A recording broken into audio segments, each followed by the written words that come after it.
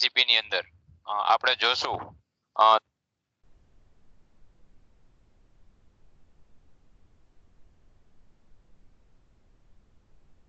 તો આપણો બીજો ટોપિક આપણે સ્ટાર્ટ કરવાના છીએ અને બીજા ટોપિક ની અંદર આપણે different temperature scale, definition of thermometers અને પ્રિન્સિપલ કન્સ્ટ્રક્શન વર્કિંગ, એમાં આપણે 4 mercury glass thermometer, bimetallic thermometer, pressure spring thermometer અને રેઝિસ્ટન્સ થર્મોમીટર વિશે ડિટેલમાં અભ્યાસ કરશું.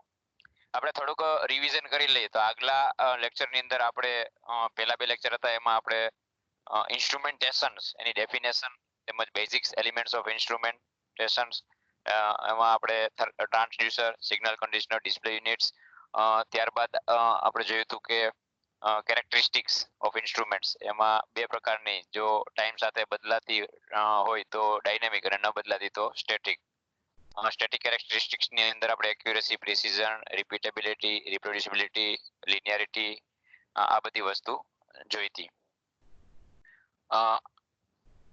આજે આપણે અને ત્યારબાદ આપણે ફર્સ્ટ ઓર્ડર સિસ્ટમ અને સેકન્ડ ઓર્ડર સિસ્ટમનું પણ એક્ઝામ્પલ જોયું હતું.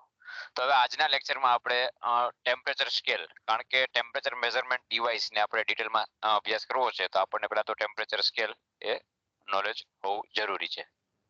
તો ડિફરન્ટ ટેમ્પરેચર સ્કેલ્સ એનું ઇન્ટ્રોડક્શન જોઈએ તો એની change in temperature of a body causes change in its physical, chemical and electrical properties. એટલે કે કોઈ પણ પદાર્થના અંદર જો તાપમાનમાં ચેન્જીસ તમે કરો તો એના ફિઝિકલ, કેમિકલ કે ઇલેક્ટ્રિકલ પ્રોપર્ટીની અંદર કંઈક ચેન્જ આવે. હવે આ ચેન્જ જે આવે છે એને હિસાબે જ આપણે એની મદદથી જ આપણે ટેમ્પરેચર મેઝર કરશું. These effects can be employed. These effects can be employed for temperature measurement purpose. જે આ ઇફેક્ટ આવે છે આ ટેમ્પરેચર ચેન્જ થવાથી, જે ફિઝિકલ, કેમિકલ કે ઇલેક્ટ્રિકલ પ્રોપર્ટી ચેન્જ થશે તેની ઈ ઇફેક્ટ ને હિસાબે જ આપણે એનું ટેમ્પરેચર મેઝર કરશું. તો આજના લેક્ચર કમ્પ્લીટ કરવાથી તમને એનો પ્રિન્સિપલ, કન્સ્ટ્રક્શન અને એની વર્કિંગ કેરેક્ટરિસ્ટિક્સ નો નોલેજ આવશે. તો student will be able to understand principle, construction, working. તો આપણે પહેલા ટેમ્પરેચર સ્કેલ જોઈ લઈ.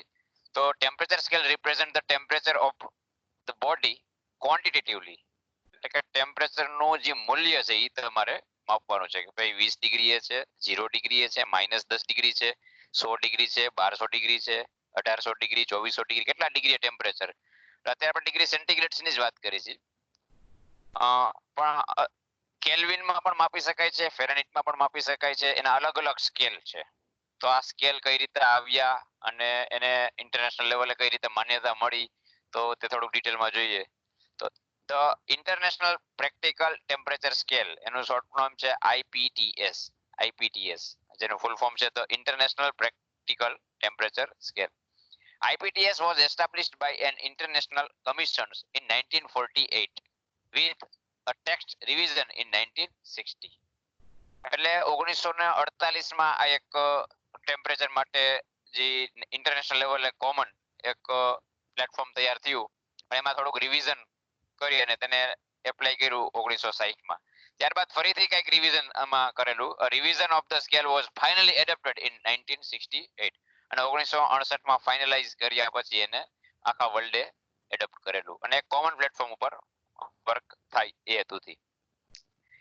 Temperature scale are based upon some recognised fixed point. તો હવે એને જો કમ્બાઈન કરવા હોય, કેલ્વિન છે, ફેરનહીટ છે, આ બધાને જો એકબીજા સાથે કમ્પેર કરવા અથવા એકબીજા સાથે કઈ રીતે ઈ મેચ થાય છે એ જોવું હોય તો એક એના માટે તમારે કંઈક પોઈન્ટ ફિક્સ કરવા પડે. તો અહીંયા એને લોઅર ફિક્સ પોઈન્ટ જેને આઈસ પોઈન્ટ, બરાબર, અને અપર ફિક્સ પોઈન્ટ તો તેને સ્ટીમ પોઈન્ટ નામ આપ્યું.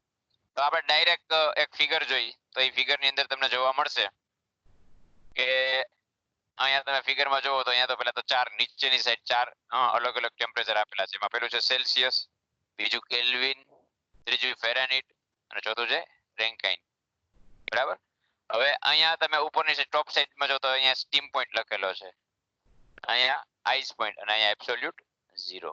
હવે સ્ટીમ પોઈન્ટ એટલે કઈ કન્ડિશન? તો અહીંયા આપણે વોટરને એક આપણે આપણો મેઇન કમ્પોનન્ટ તરીકે લઈશું કે એની સાપેક્ષ જ આ બધી વસ્તુ, કારણ કે સેન્ટીગ્રેડ ની અંદર સેન્ટીગ્રેડ વાળો જે આ છે સ્કેલ એમાં વોટરને ધ્યાનમાં રાખીને જ, કારણ કે પ્યોર વોટર જ્યારે ફ્રીઝ હોય ત્યારે આપણને ખ્યાલ જ છે પ્યોર વોટર જ્યારે ફ્રીઝ હોય ત્યારે એનું ટેમ્પરેચર 0 ડિગ્રી સેન્ટીગ્રેડ છે. અને જો પ્યોર વોટરને બોઇલ કરવામાં આવે તો 100 ડિગ્રી ટેમ્પરેચરેથી બોઇલ થઈ જશે. તો અહીંયા -273 એટલે એબ્સોલ્યુટ ઝીરો કઈ રીતે? તો આપણે બાજુના સ્કેલમાં જાય કેલ્વિન. તો કેલ્વિન એ થર્મોડાયનેમિક્સ ના નિયમ પ્રમાણે જનરેટ થયેલો સ્કેલ છે. જો આમાં દરેક મટીરિયલની અંદર એમાં મોલેક્યુલર મોશન થતી જ રહેતી હોય છે, પણ જેમ ટેમ્પરેચર વધારે, આપણને ખ્યાલ છે ટેમ્પરેચર વધારે હોય એના મોલેક્યુલર મોશન્સ વધતી હોય છે, બરાબર, ઇન્ટરનલી. અને જેમ ટેમ્પરેચર ડાઉન થાય તેમ થોડી ઓછી થતી હોય છે. તો કોઈ પણ મટીરિયલની મોલેક્યુલર મોશનને જો ટેમ્પરેચર ઘટાડવાથી ધીમે ધીમે ધીમે જેમ ઘટાડતા એને ક્યારે સીઝ એટલે કે ઝીરો થઈ જાય, એટલે અહીંયા લખેલું છે કે molecular motion ceases at absolute zero kelvin. કે એવું એક ટેમ્પરેચર કે જ્યારે એની અંદર મોલેક્યુલરમાં એક પણ પ્રકારની મોશન જોવા મળતી નથી. એટલે જ આ સ્કેલને આપણે એબ્સોલ્યુટ સ્કેલ નામ આપીએ છીએ. એબ્સોલ્યુટ અહીંયા પણ તમે જો ઝીરો રેન્કિંગમાં, એટલે આને પણ એબ્સોલ્યુટ નામ આપી શકી. તો એબ્સોલ્યુટ ઝીરો એનો મતલબ છે કે તેમાં કોઈ પણ પ્રકારના મોલેક્યુલ્સની મોશન અંદર છે. હવે આપણે હજી બીજી વસ્તુ જો કમ્પેર કરી તો કેલ્વિન વાળા સ્કેલમાં જ્યારે આઈસ પોઈન્ટ સેન્ટીગ્રેડ વાળા સ્કેલમાં 0 ડિગ્રી સેન્ટીગ્રેડ છે, ત્યારે કેલ્વિનમાં એ 273 છે. જ્યારે સ્ટીમ પોઈન્ટ છે એ સેન્ટીગ્રેડમાં 100 છે, જ્યારે એ સ્ટીમ પોઈન્ટનું અહીંયા મૂલ્ય એની ક્વોન્ટિટી કેલ્વિનમાં આપણને 373 બતાડે છે. ત્યારબાદ ફેરાનીટમાં આપણે જોઈએ તો એમાં આઈસ પોઈન્ટ 32 ડિગ્રી ફેરાનીટ, જ્યારે સ્ટીમ પોઈન્ટ 212 ડિગ્રી ફેરાનીટ, અને એનો એબ્સોલ્યુટ ઝીરો એટલે કે -460. તો એક બીજી વસ્તુ આપણને અહીંયા એમ થાય કે તો ફેરાનીટ સ્કેલની અંદર ઝીરો કઈ જગ્યાએ ખરેખર આવતું હશે? તો એનું ઝીરો તમે જુઓ તો અહીંયા 212 છે, એનાથી નીચે છે, અને અહીંયા માઇનસમાં સ્કેલ જાય છે. એનો મતલબ કે અહીંયા ઇન બિટવીન આની વચ્ચે ક્યાંક અહીંયા એનું ઝીરો હોઈ શકે. તો તે ઝીરો કઈ રીતે એ લોકોએ નક્કી કરી? તો એ જે જગ્યાએ યુઝ થતો હશે સ્કેલ વર્લ્ડમાં, તો ત્યારે અમુક આઈસ અને સોલ્ટનું મિક્સચર હોય, જ્યાં સુધી જેમ આપણે પ્યોર વોટર હોય ફ્રીઝ થઈ જાય છે 0 ડિગ્રીએ, પણ પ્યોર વોટરને બદલે ઇમ્પ્યોર એમાં કંઈક સોલ્ટ નાખો તો કદાચ 0 ડિગ્રીએ ફ્રીઝ નહીં થાય, પણ થોડાક હજી નીચે ટેમ્પરેચરે ફ્રીઝ થતું હોય તો એવા ટેમ્પરેચર અને આપણે એને 0 ફેરાનીટ ડિગ્રી એ લોકોએ કન્સિડર કરેલું છે. તો હવે આપણે અને ત્યારબાદ રેન્કિંગ જોઈએ તો રેન્કિંગમાં પણ સ્ટીમ પોઈન્ટ 672 અને આઈસ પોઈન્ટ 492, પણ તેનો ઝીરો પણ એબ્સોલ્યુટ ઝીરો એ જ મેચ થાય છે, એટલે એમાં તો કઈ પ્રશ્ન છે નહીં. હવે ડિટેલમાં જોઈએ આ બધા સ્કેલ. તો પેલો છે એબ્સોલ્યુટ ઝીરો ટેમ્પરેચર કોને કહેવાય? It is the state in which molecular motion is at the minimum which is related to thermodynamics. આપણે જેમ હમણાં વાત કરી કે ભાઈ મોલેક્યુલર મોશન સાવ ઝીરો થઈ જાય, કઈ મૂવમેન્ટ ન મળે, તો આપણે એને એબ્સોલ્યુટ ઝીરો એવું નામ આપશું. આ પ્રમાણે અલગ અલગ જે આપણે 5 જોયા એમાં જો કે ફિગરમાં 4 જ બતાવ્યા છે, પણ ટોટલ 5 ડિફરન્ટ ટેમ્પરેચર સ્કેલ્સ આપણે સ્ટડી કરવાના છે. પહેલું છે સેન્ટીગ્રેડ અથવા એનું બીજું નામ છે સેલ્સિયસ, બીજો છે ફેરાનીટ, ડિગ્રી ફેરાનીટ, કેલ્વિન અથવા એને એબ્સોલ્યુટ, રેન્કાઇન અથવા એને ફેરાનીટ એબ્સોલ્યુટ, અને ર્યુમર. ખાસ આ 5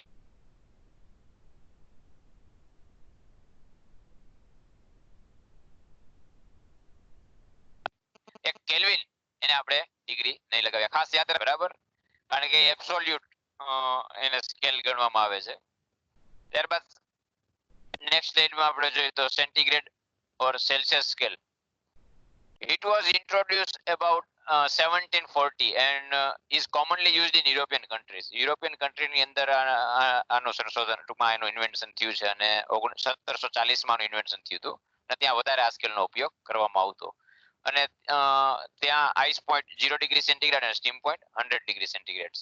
એટલે જે આપણે વાત કરી આગલી સ્લાઇડમાં કે આ ટેમ્પરેચર સ્કેલ છે એ બે ફિક્સ પોઈન્ટ ઉપર થી આપણે ડિસ્ક્રાઇબ કરશું. તો દરેક સ્કેલની અંદર એના બે ફિક્સ પોઈન્ટ એટલે કે આઈસ પોઈન્ટ અને સ્ટીમ પોઈન્ટનો ઉલ્લેખ કરેલો હશે. તો ડિગ્રી સેન્ટીગ્રેડમાં તો આપણને ખ્યાલ જ છે વોટર સબસ્ટન્સ આપણે લઈ છીએ મેઝરમેન્ટ માટે. This scale depends upon the selection of working substance used, અને અહીંયા વર્કિંગ સબસ્ટન્સ તરીકે આપણે પ્યોર વોટરને ઉપયોગમાં લેશું, અને વોટરનો આઈસ પોઈન્ટ 0 ડિગ્રી સેન્ટીગ્રેડ એનો સ્ટીમ પોઈન્ટ 100 ડિગ્રી સેન્ટીગ્રેડ છે. તો આ હતી માહિતી સેન્ટીગ્રેડ ઓર સેલ્સિયસ સ્કેલની. ત્યારબાદ આપણે બીજો જોઈએ તો ફેરાનીટ scale. It was introduced about 1665, 1665 માં ઇન્વેન્શન થયું હતું, and it is used most English speaking countries, બરાબર, ઇંગ્લિશ સ્પીકિંગ કન્ટ્રીની અંદર આનો ઉપયોગ થતો હતો. અને ત્યાં આઈસ પોઈન્ટ તરીકે આપણે હમણાં ફિગરમાં જોયું તો 32 ડિગ્રી ફેરાનહીટ અને સ્ટીમ પોઈન્ટ હતો 212 ડિગ્રી ફેરાનહીટ.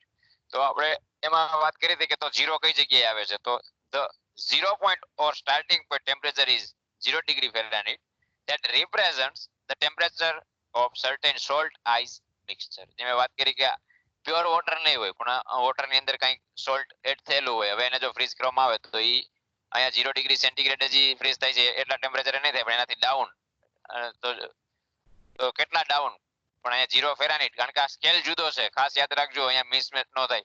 અહીંયા જે 0 ડિગ્રી બતાડે છે એ સેલ્સિયસ છે, પણ અહીંયા 32 ફેરાનહીટ બતાડશે. તો આનો 0 એટલે અહીં નીચે, એટલે કે આપણે માઇનસમાં કંઈક ડિગ્રી સેન્ટીગ્રેડમાં આવે ત્યારે એ 0 ફેરાનહીટ થાય છે, બરાબર. તો આ તો ફેરાનહીટ સ્કેલ. ત્યારબાદ આપણે ચર્ચા કરી તો નેક્સ્ટ આવશે kelvin. This is the thermodynamics temperature scale. અને બીજું નામ છે થર્મોડાયનેમિક્સ ટેમ્પરેચર સ્કેલ પણ કહે છે. અને આ આપણે લોર્ડ કેલ્વિન, સાયન્ટિસ્ટ, મહાન સાયન્ટિસ્ટ લોર્ડ કેલ્વિનને સજેસ્ટ કરેલો આ સ્કેલ છે. This scale is based on mechanical work. This scale is based on mechanical work which may be obtained from a reversible Carnot heat engine working between the two temperature limits. હવે આ એક mechanical experiment, reverse Carnot cycle છે, reversible Carnot heat engine, એક mechanical આખો experiment છે.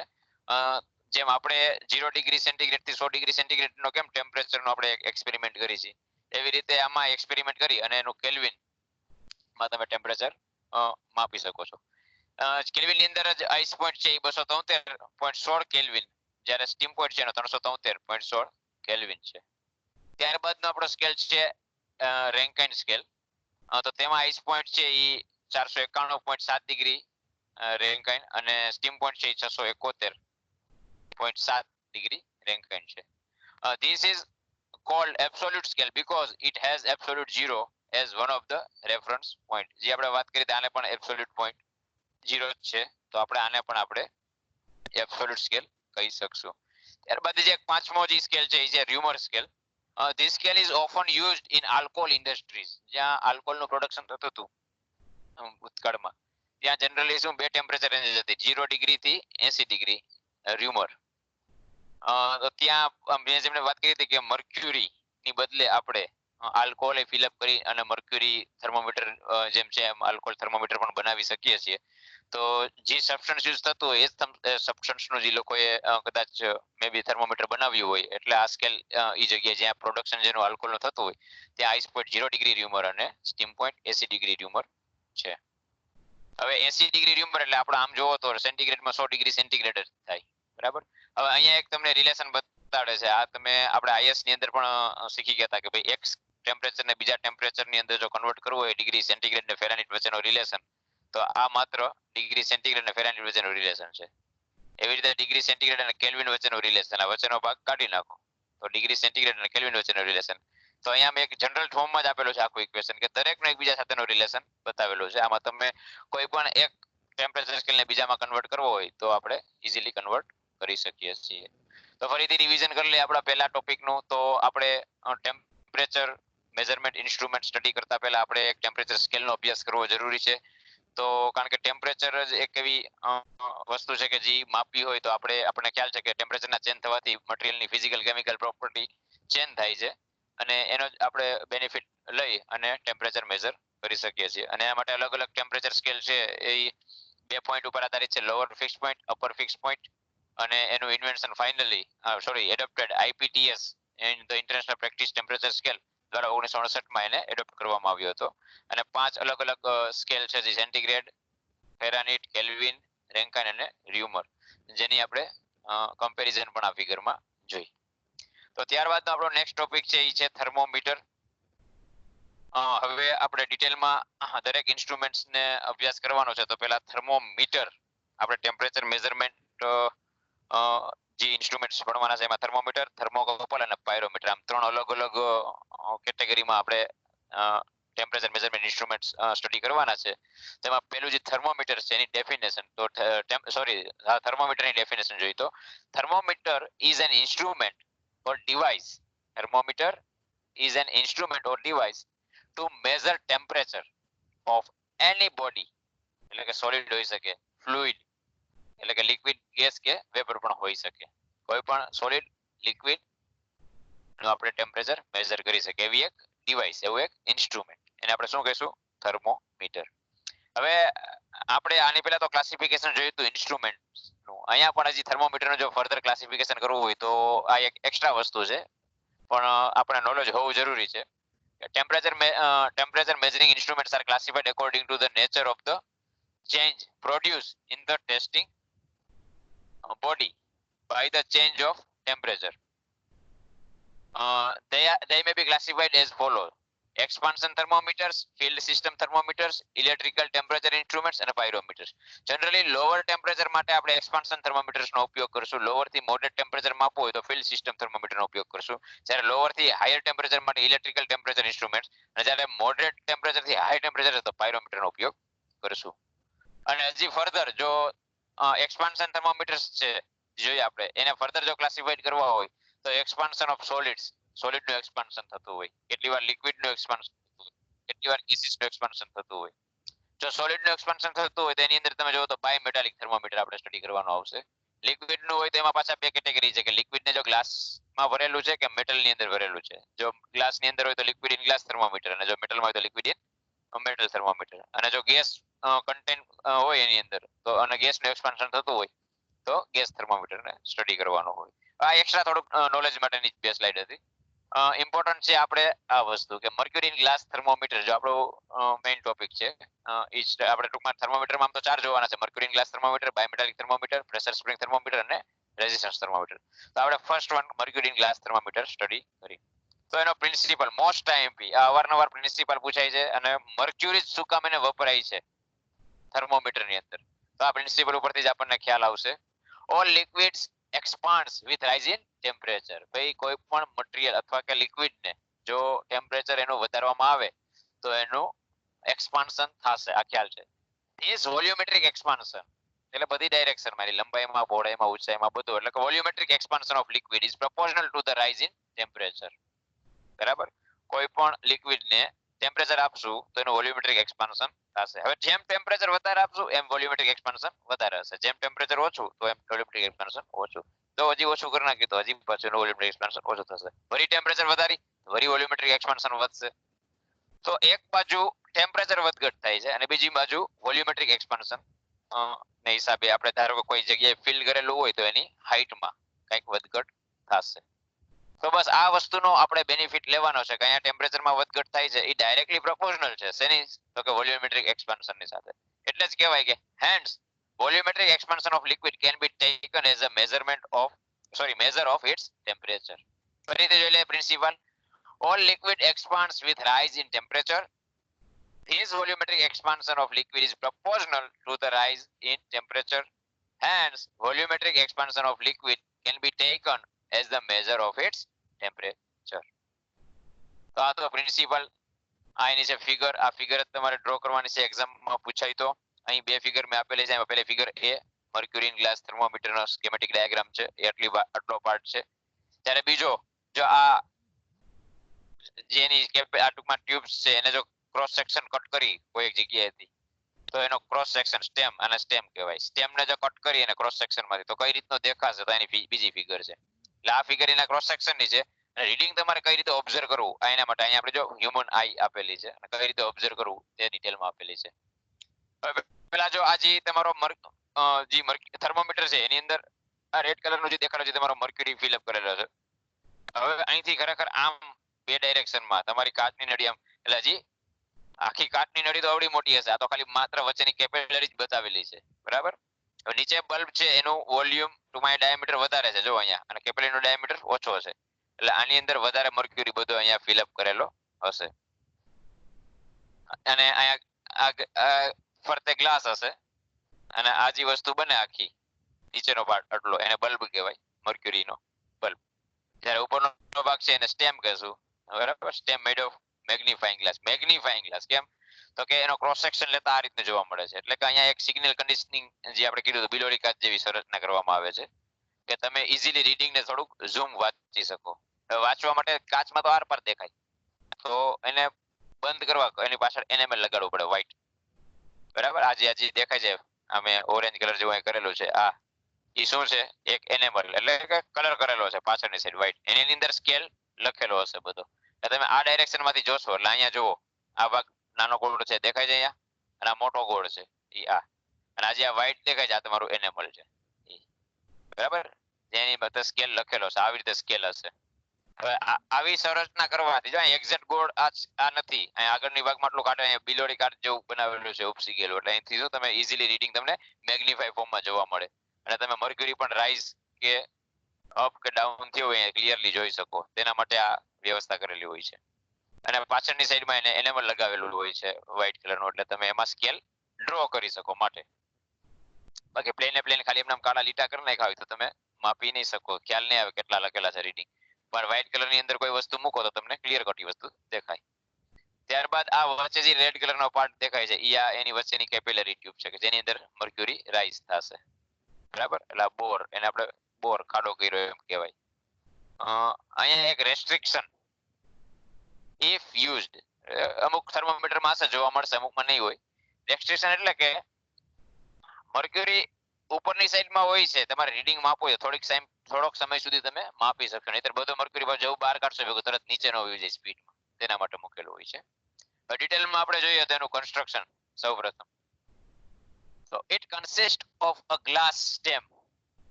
It consists of a glass stem having a fine uniform bore capillary with a thin walled glass bulb at lower end.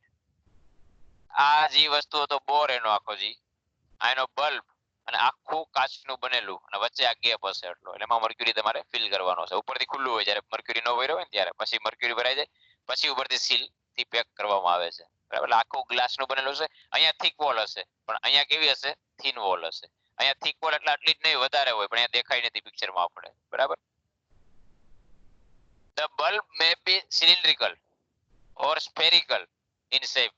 Bulb generally આ જે કેવો હોય છે spherical કા ગોળો હશે આખો ગોળ એવા મર્ક્યુરી જોવા મળે છે અથવા સિલિન્ડ્રિકલ હશે આપણે જનરલી સિલિન્ડ્રિકલ જોયેલા છે સિલિન્ડ્રિકલ અને spherical in shape and has a volumetric capacity very large જોવો જોઈએ અહીંયા વોલ્યુમ અને અહીંનું વોલ્યુમ તો સ્વાભાવિક છે કે નીચેનું વોલ્યુમ વધારે છે બરાબર તો આ એનું વોલ્યુમ કેપેસિટી કેવી છે આની સાપેક્ષે લાર્જ અને લાર્જ જ રાખવી પડશે અહીંયા વોલ્યુમ ઓછું જ રાખવું પડશે કારણ કે આ જ વોલ્યુમને એક્સપાન્ડ કરી અને અહીંયા બધી જગ્યાએ પહોંચાડવાનું છે has the volumetric capacity very large as compared to that of the capillary એટલે જે મેં વાત કરી કેપિલરી ના વોલ્યુમ કરતા બલ્બનું વોલ્યુમ કેપેસિટી કેવી હશે large bulb and capillary could be made from the same type of glass bulb અને capillary બંને સેમ ગ્લાસ ના જ બનેલા હશે for accurate measurement જો ખાસ for accurate measurement the capillary must be properly annulled after drawn to the correct bore annulled એટલે એક એવી પ્રોસેસ છે કે ગમે ત્યારે કાચની વસ્તુનું પ્રોડક્શન કરો કાચ બરડ વસ્તુ છે કે એને બનાવ્યા ભેગી તરત જ ઠંડી નહીં પાડી દેવાની નેચરલી ઠંડી થવા દે પડે ધીમે ધીમે જો એને સ્પીડમાં તમે ઠંડી પાડો તો ઈ બ્રેક થઈ જાય તો એને જે ધીમે ધીમે ઠંડી કરવાની વસ્તુ છે ને એને એનલ્ડ ઈ પ્રોસેસનું નામ છે હવે ડ્રોન અહીંયા બીજો શબ્દ વાપર્યો છે ડ્રોન એટલે કાચનું જ્યારે પ્રોડક્શન તમે ક્યારે ડિસ્કવરીની અંદર વિડીયો જોયા હોય કાચમાંથી વસ્તુ બનાવતા આર્ટિકલ્સ તો એને ફૂલ ગરમ કરે ને પછી એમાંથી એને ખેંચે આમ લાંબુ કરે તો એ ડ્રો કરી અને કેપિલરી એને વચ્ચે કાચું હોય એમાં વચ્ચે હોલ રાખે અને પછી ખેંચે એટલે પાતળી અંદર વચ્ચે પાતળી કેપિલરી અને ફરતે એની જાડી દીવાલ આ રીતની તૈયાર થાય પણ એ તૈયાર થાય ત્યારે જે કેપિલરીનો ડાયામીટર છે એ થ્રુ આઉટ એક સરખો રહેવો જોઈએ uniformity of bore is desirable એટલે કે આપણે ફરીથી ફિગરમાં જાય તો અહીંયા માની લ્યો કે પાતળો ભાગ છે અહીંયા વળી સેજ જાડો થઈ ગયો માની લ્યો અહીંયા વળી પાછો થોડોક વધારે હાકડો થઈ ગયો વળી એમ ટૂંકમાં આ સીધી લીટી દેખાય ને અંદરની સીધી લીટીને વાકી ચૂકી હોય એના જેવી વાત કરે છે કે કેવી હોવી જોઈએ એકદમ સીધી વાકી ચૂકી નહીં એટલે કે યુનિફોર્મ બોર હોવો જોઈએ તમારો તો તમને એક્યુરેટ રીડિંગ મળે The front end of the glass stem is land shaped. Front end છે આ front end બરાબર અહીંયા front end આ છે અહીંયા ગ્લાસ શેપ નો કરવાનો હવે તમને ખ્યાલ જ છે બધાને કે શું કામ એને ગ્લાસ શેપ કરવામાં આવે છે કારણ કે સિગ્નલ કન્ડિશનિંગ જેવી એક વ્યવસ્થા ઊભી કરવા કારણ કે ઇઝીલી તમે રીડિંગ આપી શકો આપણે જોઈએ એ જ વસ્તુ અંદર લખેલી છે I think the front end of the glass stem is land shaped as shown in figure B so as to magnify small diameter mercury column inside the capillary. એટલે જે અંદરનો ડાયામીટર છે અંદરનો કેપિલરી નો એને મેગ્નિફાઈ કરવા માટે, એટલે કે તમે ઇઝીલી નરી આંખે આરામથી તમે જોઈ શકો કે મર્ક્યુરી ઉપર અપ ડાઉન નીચે કઈ રીતે થાય છે અને બેકગ્રાઉન્ડ નું રીડિંગ એ તમે ઇઝીલી માપી શકો. બરાબર, તો આ એનું કન્સ્ટ્રક્શન હતું અને હજી એનું કન્સ્ટ્રક્શન કન્ટિન્યુ છે. The rear end of the stem, rear એટલે આ પાછળનો ભાગ, હવે આ ફ્રન્ટ એન્ડ થયો તો આનો આ રિયર એન્ડ થયો. The rear end of the stem is enamelled, એટલે એનેમલ્ડ વ્હાઇટ, એટલે વ્હાઇટ કલર લગાવવો. that gives the background for visualizing mercury column. Mercury column ને તમે આરામથી વિઝ્યુઅલાઇઝ કરી શકો. The mercury fills the bulb, હવે મર્ક્યુરી ની અંદર ફિલ કરવાનો છે. And the part of the capillary, and the part of the capillary, એટલે બલ્બ ભરાઈ જવો છે અને પાર્ટ જ્યાં સુધીનો એનો એમાં નક્કી કરેલો છે તેટલો પાર્ટ કેપિલરી નો, આખી કેપિલરી નથી ભરી દેવાની. ધારો કે તમે 27 ડિગ્રી ટેમ્પરેચરે આ વસ્તુ મીન્સ કે થર્મોમીટર બનાવતા હો તો તમારે આ ક્યાં સુધી ભરવાનો હોય? Simple, 27 degree.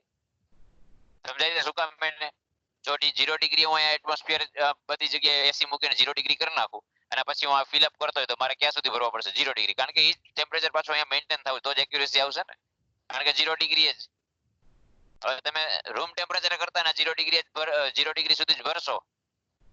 માની લો કે રૂમ ટેમ્પરેચરે તમે આ વર્ક કરો છો, આ થર્મોમીટર ઇન્ડસ્ટ્રી જે બનાવતી ઇન્ડસ્ટ્રી છે એ રૂમ ટેમ્પરેચર માની લો 27 ડિગ્રી સેન્ટીગ્રેડ છે અને આ 0 ડિગ્રી સુધીનો જ ભરે તો અત્યારે રૂમ ટેમ્પરેચર 27 છે પણ મર્ક્યુરી ની અંદર અહીંયા આપણે 0 ડિગ્રી રિપ્રેઝન્ટ કરતો છે, તો એ વસ્તુ કેવી થાય? ખોટી. એટલે અહીંયા શબ્દ વાપર્યો છે the mercury fills the bulb and the part of the capillary, એટલે માત્ર બલ્બ જ નહીં પણ થોડોક part of capillary according to જ્યારે પ્રોડક્શન જ્યાં થતું હોય ત્યાં કેટલું ટેમ્પરેચર મેન્ટેન કરવાનું એ રીતના એ કરશે. After filling the capillary, open end of the capillary is sealed off under vacuum such that no air is left in the capillary. અહીંયા વેક્યુમ ક્રિએટ કરી અને પછી સીલ કરવાની છે. હવે તમને એમ થાય સાહેબ વેક્યુમ ક્રિએટ કરી તો ભાગ ઉપર નો આવી જાય, પણ પારો એટલો ડેન્સ છે, એની સ્પેસિફિક ગ્રેવિટી 13 પોઈન્ટ સમથિંગ છે, એટલે વેક્યુમ ક્રિએટ કરવાથી પણ એને એવી રીતે અંદર ફિલઅપ એટલો જ કરેલો હશે કે એ ઓટોમેટિક એની જગ્યાએ જ ખાલી ઉપર આવશે, બાકીનો ભાગ વેક્યુમ રાખશે. એનું કારણ છે, નહીતર જો અહીંયા માની લો કે એર છે, માની લો કે અત્યારે એર આપણે એવું માનતા જ નથી કે અંદર વેક્યુમ ક્રિએટ કર્યું, એર છે ને એમને આપણે સીલ કરી દઈ. હવે જ્યારે આ ટેમ્પરેચર માપતું હશે તો અંદરની એર શું થવાની છે? એ તો અંદર જે કમ્પ્રેસ થવાની છે. બરાબર, તો સ્ટાર્ટિંગમાં રીડિંગ સાચું બતાવશે, જેમ જેમ જેમ જેમ કમ્પ્રેસ થાય પછી વધારે કમ્પ્રેસ નહીં થઈ શકે આગળ, કારણ કે એ જગ્યા તો રોકે જ છે. તો ત્યારે જે રીડિંગ તમને બતાડશે કેવું બતાડશે? ખોટું. અથવા દર વખતે એર અલગ અલગ જાતી હોય અંદર, કારણ કે એરની અંદર અહીંયા ધારો કે ઉત્તર પ્રદેશમાં બનાવ્યા થર્મોમીટર કે ગુજરાતમાં અમુક બનાવતી કંપની છે, તો દરેક જગ્યાએ એરનું શું હોય અંદર થોડા થોડા કેસીસના તમે મે બી માઇનોર એકદમ માઇનોર પણ થોડું કમ્પોઝિશન ચેન્જ હોય એના હિસાબે રીડિંગ કેવું આવી શકે? જુદું જુદું.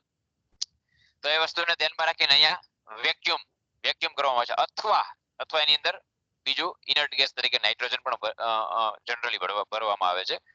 Occasionally the space above the mercury inside the capillary may be filled with an inert dry gas such as nitrogen so as to increase the temperature range. અને કેટલી વાર નાઇટ્રોજન ભરી અને ટેમ્પરેચર રેન્જ વધારવી હોય તો વધારી પણ શકાય છે. માની લો કે અહીંયા કાંઈ આપણે વેક્યુમ રાખી, માની લો પેલા કેસમાં વેક્યુમ રાખી અને સીલ કરી દઈશું અને ટેમ્પરેચર ને ફરીથી આપણે કેલિબ્રેટ કરતી વખતે ડિટેલમાં તો જોશું જો કે કઈ રીતે એને કેલિબ્રેટ કરવાનો, હવે ટેમ્પરેચર સ્કેલ કઈ રીતે લખો, પણ આની જેટલી રેન્જ હશે વેક્યુમ કરીને જેટલી રેન્જ હશે આની, અને એકવાર તમે ઇનર્ટ ગેસ તરીકે નાઇટ્રોજન ભરીને આવું સેમ ટુ સેમ બીજું બનાવો એક બાજુમાં અને એમાં ઇનર્ટ ગેસ ભરો તો સ્વાભાવિક છે કે અહીંયા વેક્યુમ હશે તો આ તો ઇઝીલી મૂવ થશે કારણ કે ઉપર વેક્યુમ જ છે, પણ જ્યારે ઇનર્ટ ગેસ તરીકે નાઇટ્રોજન હશે તો આ કમ્પ્રેસ થશે ઉપર નાઇટ્રોજન, એની હિસાબે આની રેન્જ કેવી જશે, કારણ કે કેલિબ્રેટ તો આપણે ગમે ત્યારે ગમે રેન્જ સામે કરી શકશું. હવે કેટલી વાર એવું થાય કે મારે અહીંયા જે તમને મેં વાત કરી કે અહીંયા પાર્ટલી ફિલ કરવાનું કીધું, આપણને ખબર કેમ પડશે કે અહીંયા 27 ડિગ્રી જ ભર્યો છે? ખરેખર આ સ્કેલ છે ને એ સ્ટાર્ટિંગમાં હોતો જ નથી, એટલે આ રેન્ડમલી પાર્ટલી ફિલ કરી દેવાનું હોય છે અને વેક્યુમ રાખીને સીલ કરી દેવાનું હોય છે, પછી એને કેલિબ્રેટ કરવાનું હોય છે, ત્યારે એક્ઝેક્ટ એનો જે ટેમ્પરેચર સ્કેલ છે ને લગાડવાનો હોય છે કે રૂમ ટેમ્પરેચર 27 ડિગ્રી રાખ્યું અને આ જ્યાં અટકવું હોય તો ત્યાં 27 લખશું આપણે. હવે એને 0 ડિગ્રી વાળી આપણે ટેમ્પરેચરનો જે પ્રેક્ટિકલ જોયો તો એમાં આઈસ ની અંદર લઈ ગયા તો કેમ 0 ડિગ્રી આવી ગયું એમ 0 એ પહોંચશે અને ત્યાં 0 લખી નાખવાનું, વળી પાછું 80 ડિગ્રી જવા દે અને જ્યાં પહોંચે ત્યાં 80 લખી નાખવું.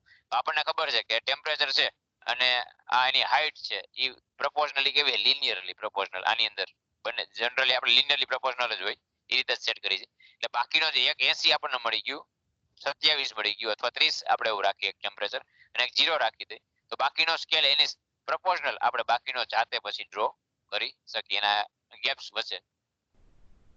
તો આ થઈ એનું construction mercury in glass thermometer. ત્યારબાદ એનું working.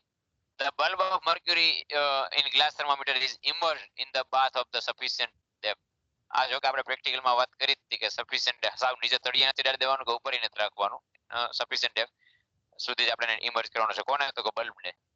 Heat energy from the hot bath is transferred to the working substance like mercury through the thermal wall, stem and bulb mainly by conduction.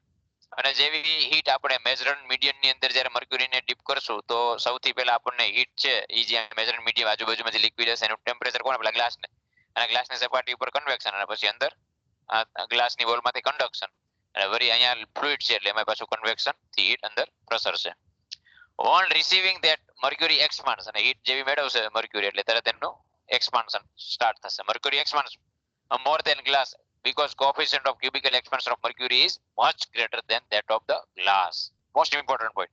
તમને એમ થાય કે જો ટેમ્પરેચર અહીંયા વધે છે mercury તો ગ્લાસનું ટેમ્પરેચર એ વધે કારણ કે ગ્લાસ તો પહેલા કોન્ટેક્ટમાં આવે છે અને ગ્લાસ એ મટીરીયલ છે એનું થર્મલ એક્સપાન્શન થાય છે, થાય જ, પણ એટલું મર્ક્યુરીની સાપેક્ષે એનું થર્મલ એક્સપાન્શન કેવું છે? એકદમ માઇનોર.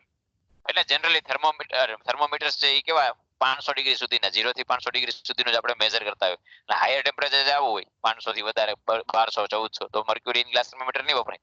તો આ ગ્લાસ પણ પોતે એનો શેપ ચેન્જ કરી નાખશે, એમાં એક્સપાન્શન થવા મળશે. બરાબર?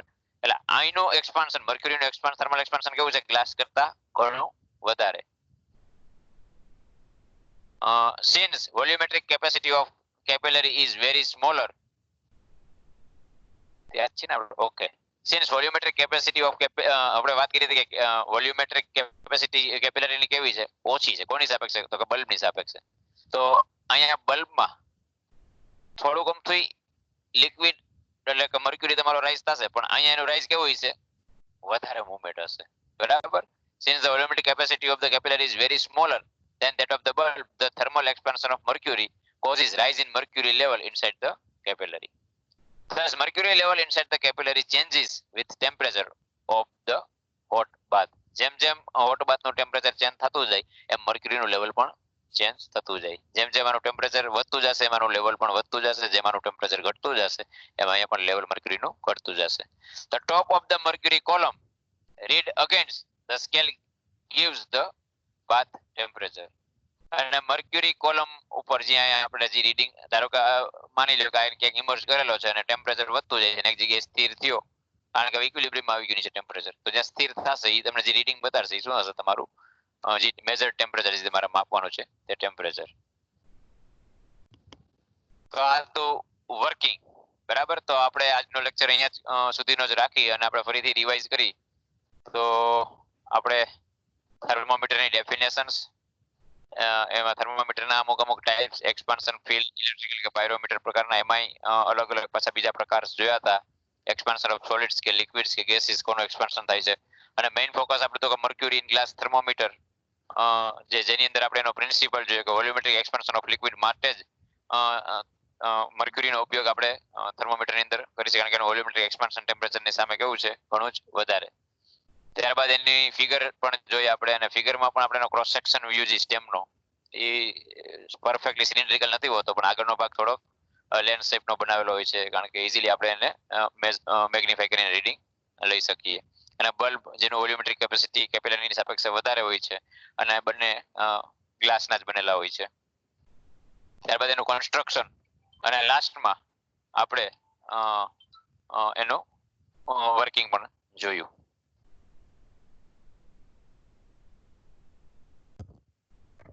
હલો વિદ્યાર્થી મિત્રો, આ તો આપણો આજનો લેક્ચર, પણ હજી આપણે એક વિડીયો જોવાનો બાકી છે.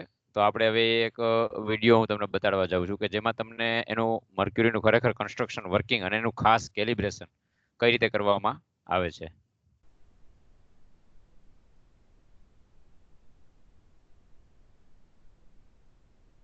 તો અહીંયા તમે જોવો છો કે એક મર્ક્યુરી બતાવેલું છે.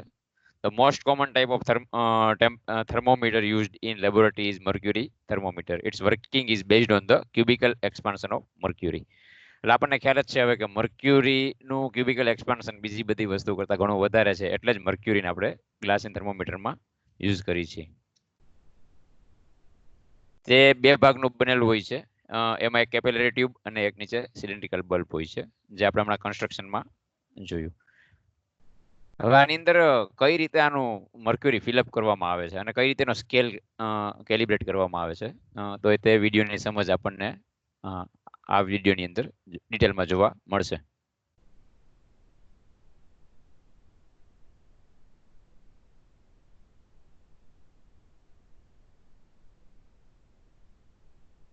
તો filling in mercury. Pure and dry mercury is poured into the funnel. હવે તમે અહીંયા જોવો છો વિડીયોની અંદર કે મર્ક્યુરી જે છે ઉપરથી ઓપન છે, બરાબર, સોરી, થર્મોમીટર છે આપણું જે, એ ઉપરથી ઓપન છે, નીચે બલ્બ છે. હવે એમાં એક ફનેલ લગાવી અને એમાં મર્ક્યુરીનો પાવડર ફિલ કરવામાં આવે છે.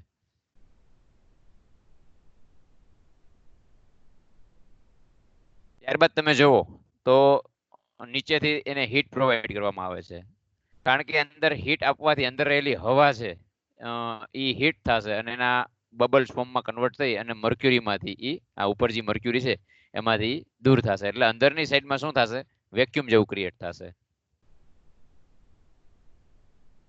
On hitting the tube, the air inside the bulb expands and the part of its bubbles out through the mercury in the funnel. On cooling the bulb, the air inside the bulb contracts and some mercury is drawn in. જેવું પછી હવે એને ઠંડુ કરવામાં આવશે એટલે અંદરની સાઈડમાં જેમ જેમ જેમ ઓલી હવા હતી ગરમ હવા એ ઠંડી થશે એટલે કોન્ટ્રાક્ટ થશે, કોન્ટ્રાક્ટ થાય એટલે ભેગો કોને ખેંચતો આવશે, કારણ કે ઉપરથી તો મર્ક્યુરીથી પેક છે એટલે મર્ક્યુરી થોડો થોડો અંદર આવતો જશે. હવે આવી આ જ પ્રોસેસને છે ને ઘણી બધી વખત કરવામાં આવશે, ત્યારે ધીમે ધીમે કરતો તમારો આખો મર્ક્યુરી અંદરનો બલ્બ કમ્પ્લીટ થશે. The process of alternate heating and cooling is repeated several times until the bulb is completely filled with the mercury. જ્યાં સુધી તમારો આખો બલ્બ ફિલ ન થાય. પણ આખો બલ્બ એટલે કેટલો ભરવાનો છે, તો કે આ મર્ક્યુરી આ બલ્બ અને આ કેપિલરીનો પાર્ટ છે એને થોડોક જ પાર્ટ કેપિલરી આખી ફિલઅપ નથી કરી દેવાની, ખાસ યાદ રાખજો. ત્યારબાદ the funnel is detached, એટલે ફનેલને આપણે દૂર કરી નાખશું. The tube with the bulb is kept in an oil bath, એક ગરમ ઓઇલ બાથની અંદર આકૃતિમાં દર્શાવ્યા પ્રમાણે રાખી અને નીચેથી હીટ સપ્લાય કરવાની છે. હવે જેવી પાછી હીટ તમે સપ્લાય કરશો એટલે અંદરનો મર્ક્યુરી પાછો એક્સપાન્ડ થઈ અને ઉપરની સાઈડ આવશે. પણ અહીંયા ખાસ યાદ રાખવાનું છે, અહીંનું ટેમ્પરેચર છે એ આપણે જે આ મર્ક્યુરીની મદદથી આપણે જેટલું મેક્સિમમ, માની લો કે મારે અહીંયા અત્યારે 0 ડિગ્રી સેન્ટીગ્રેડ થી 100 ડિગ્રી સેન્ટીગ્રેડ માપે એવું જ આપણે આ થર્મોમીટર બનાવવું છે. તો આપણો મેક્સિમમ પોઈન્ટ કેટલો થયો, 100 ડિગ્રી સેન્ટીગ્રેડ. તો અહીંયા અત્યારે જે મારે હીટ આપવાની છે એ સ્લાઇટલી મોર દેન 100 ડિગ્રી સેન્ટીગ્રેડ, એટલે 100 થી થોડીક વધારે હીટ આપશું. એટલે કે વધારાનો જે મર્ક્યુરી છે આની અંદર જો ભરેલો હોય તો એ અહીંથી બહાર નીકળી જશે.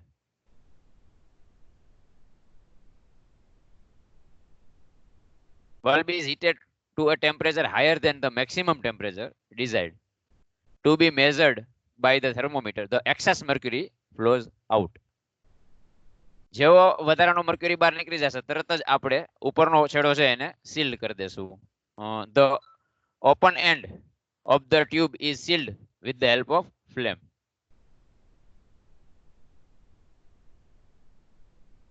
ત્યારબાદ જેને ઠંડુ કરશું આપણે તો સિમ્પલ કે મર્ક્યુરી શું થશે, કોન્ટ્રાક્ટ થવા માંડશે વરી, કારણ કે એનું ટેમ્પરેચર ડાઉન થશે એટલે વરી કોન્ટ્રાક્ટ થશે. ટેમ્પરેચર આપી તો એક્સપાન્ડ થાય, તો રિવર્સ થાય, ટેમ્પરેચર ડાઉન કરતા કોન્ટ્રાક્ટ થશે. તો ઓટોમેટિક મર્ક્યુરીનું લેવલ તમે જોવો છો વિડીયોમાં ધીમે ધીમે નીચે આવશે. અને on the cooling the bulb again the mercury contract and mercury column is in the stem falls, leaving a space in its upper portion. અને ઉપરની સાઈડમાં એ ખાલી જગ્યા ક્રિએટ કરશે, અને ખાલી જગ્યા એટલે વેક્યુમ ક્રિએટ થશે.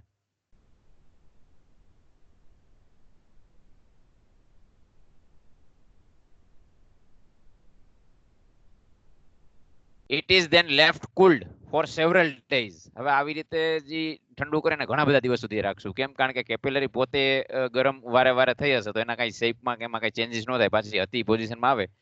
એટલે જ the bulb and capillary regain their normal size after cooling. તો અહીંયા સુધીનું આપણું આ કન્સ્ટ્રક્શન હતું કે મર્ક્યુરીને કઈ રીતે મર્ક્યુરી ગ્લાસ થર્મોમીટરમાં મર્ક્યુરી કઈ રીતે ફિલઅપ કરવામાં આવે છે. હવે આપણું નેક્સ્ટ સ્ટેપ આવશે, તે હશે એનું કેલિબ્રેશન કઈ રીતે કરવું. તો બીજું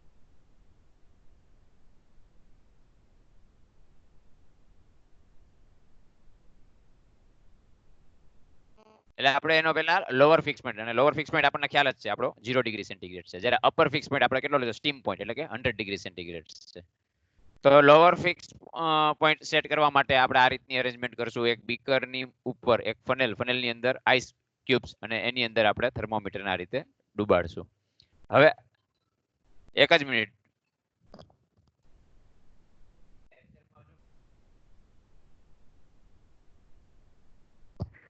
હાલો.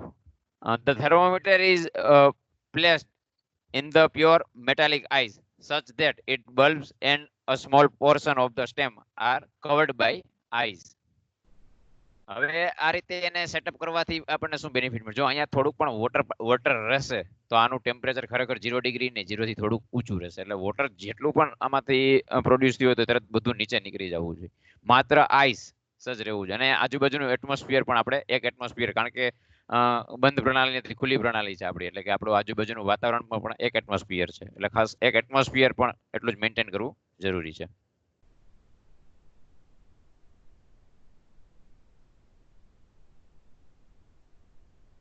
The arrangement is not disturbed till the mercury meniscus level falls down and remains steady.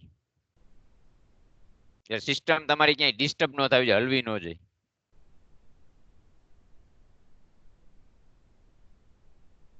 Melting point of pure ice at atmospheric pressure. આમ ઉદાહરણ તમે જોવો છો atmospheric pressure. Marking the upper fixed point.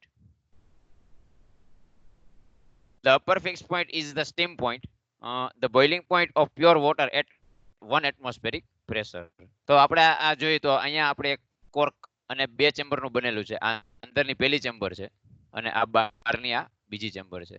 તો આ કોર્કમાં આપણે મર્ક્યુરી જે આપણે થર્મોમીટર છે એને આપણે ડીપ કરશું, અને અહીંયા નીચે વોટર છે, બરાબર.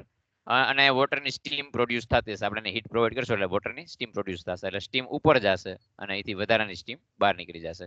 જ્યારે અહીંયા પણ સ્ટીમ જશે તો તે આપણને અંદરનું પ્રેશર કેટલું છે એ બતાડશે. અને જનરલી આપણે અહીંયા એક એટમોસ્ફિયર મેન્ટેન કરી રાખવાનું છે, કારણ કે પ્રેશર એ એટલો જ ઇમ્પોર્ટન્ટ પેરામીટર છે. જો પ્રેશર ડાઉન, આપણે આમાં જો કે આગળ આવશે જ વિડીયોમાં ત્યારે ડિટેલમાં સમજશું.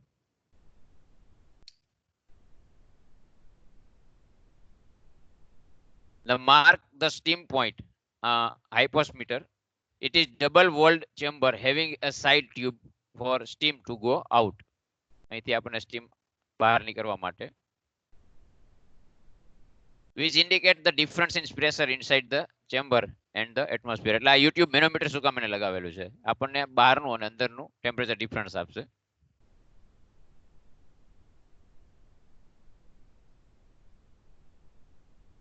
Thermometer to be calibrated is inserted, કે જે થર્મોમીટરને તમારે કેલિબ્રેટ કરવાનું છે અને ઇન્સર્ટ કરવાનું છે થ્રુ ધ કોર્કની જગ્યાએથી. At the top bulb is kept above the level of water. જો વોટરની અંદર ડુબાડી નથી દેવાનો, થોડુંક ઉપર રાખવાનો છે બલ્બને, રીડિંગ ખોટું આવે, ખોટું કેલિબ્રેશન થશે.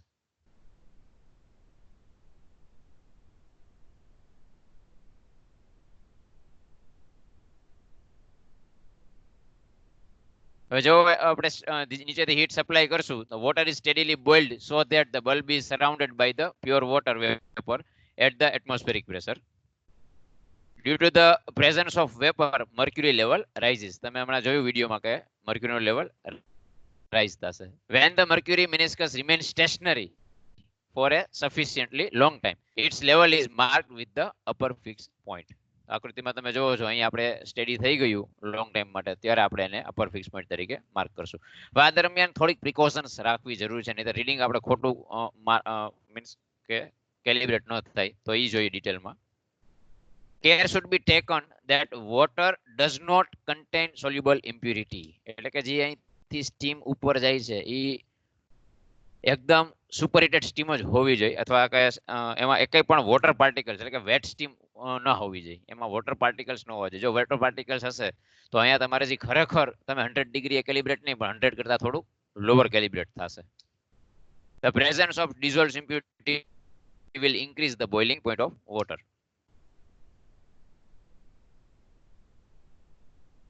This will lead to the incorrect marking of the upper fixed point. જે મેં તમને વાત કરી કે જો વોટર પાર્ટિકલ્સ પ્રેઝન્ટ હશે તો તમારું કેલિબ્રેશન કેવું તમે ખોટું કરશો.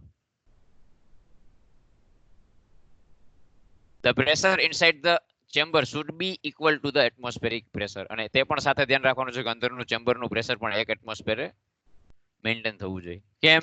મેં જે વાત કરી હતી, because the boiling point of water is decreased by 0.037 degree centigrade for decreasing in pressure by each mm of Hg column. જો 1 mm of Hg column pressure down કરશો ને તો બોઇલિંગ પોઈન્ટ પણ વોટરનો છે ને 0.037 ડિગ્રી સેન્ટીગ્રેડ જેટલું down થાય છે.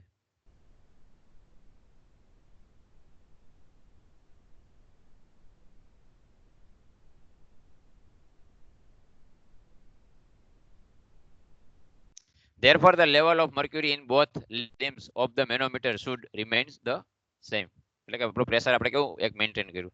હવે ત્યારબાદ આવે છે કે આપણે હવે 2 પોઈન્ટ આપણે એના માર્ક કરી દીધા છે. એક તો 0 આઈસ પોઈન્ટ અને બીજો સ્ટીમ પોઈન્ટ એટલે કે 100 ડિગ્રી સેન્ટીગ્રેડ. બરાબર. હવે એની વચ્ચેનો જે સ્કેલ છે આમાં ભલે બતાડી દીધો પણ એ આપણે ખરેખર ડ્રો કરવાનો છે. એટલે કે dividing the intervals between the two fix point.